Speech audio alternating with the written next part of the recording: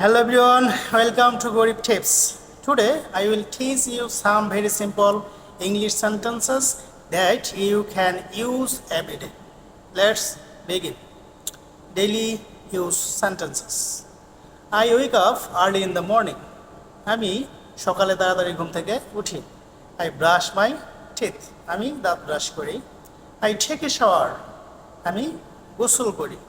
I eat my breakfast. আমি নাস্তা খাই।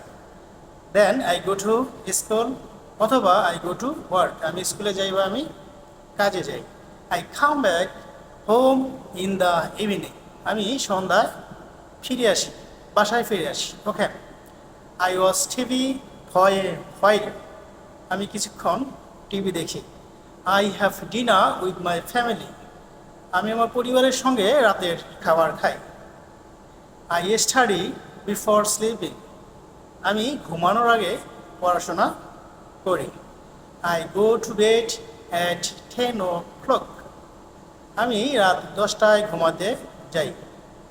This are very easy sentences but if you practice daily you will start speaking English naturally.